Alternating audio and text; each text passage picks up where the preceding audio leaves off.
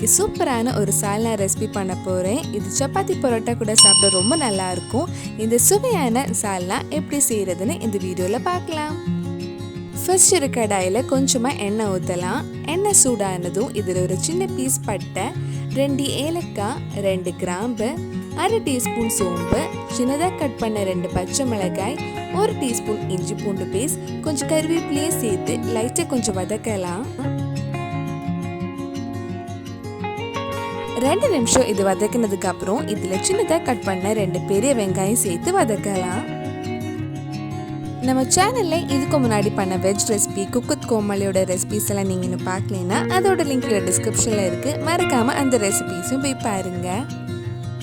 வெங்காயம் நல்லா வதங்கினதும் இதில் 1/4 டீஸ்பூன் மஞ்சள் பொடி, 1 டீஸ்பூன் மிளகாய் பொடி, 1 டீஸ்பூன் மல்லிப்பொடி சேர்த்து அந்த மல்லிப்பொடி மிளகாய் பொடி பச்சை வாசனை போகிற வரைக்கும் கொஞ்சம் நேரம் வதக்கலாம்.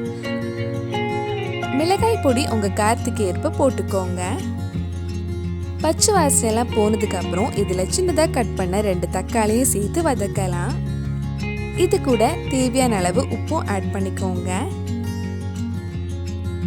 வெங்காயம் தக்காளி நல்லா வதங்கினதும் இதில் 1/4 கப் கிட்ட தண்ணி ஊற்றி ஒரு வாட்டி மிக்ஸ் பண்ணதுக்கப்புறம் அந்த வெங்காயம் தக்காளி நல்லா மசிஞ்சு வர்றது வரைக்கும் மூடி வச்சு வேக வைக்கலாம்.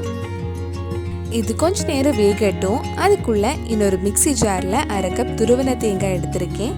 இது கூட ஒரு சின்ன பீஸ் பட்டை, 2 ஏலக்காய், 2 கிராம்பு, 1/4 டீஸ்பூன் ஜீரகம், 1/2 டீஸ்பூன் சோம்பு, 1 டீஸ்பூன் கசகசா, 5-6 முந்திரி பருப்பு சேர்த்து நல்லா ஸ்மூத் பேஸ்ட்டாக அரைச்சி எடுக்கலாம்.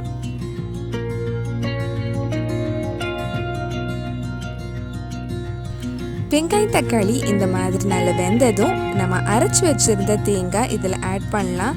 கூடவே நம்ம சால்னா எந்த கன்சிஸ்டன்சியில் வேணுமோ அதுக்கேற்ற மாதிரி தண்ணியும் ஆட் பண்ணிக்கோங்க.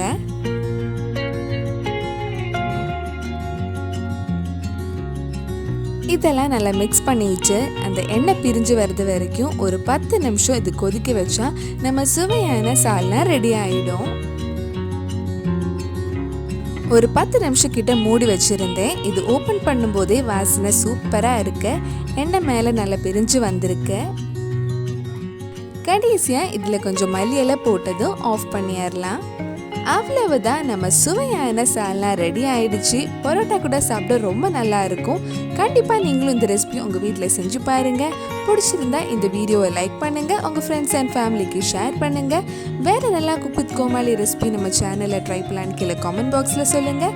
நீங்கள் இன்னும் என்னோட சேனலை சப்ஸ்கிரைப் பண்ணலைன்னா மறக்காமல் சேனலையும் சப்ஸ்கிரைப் பண்ணுங்கள்.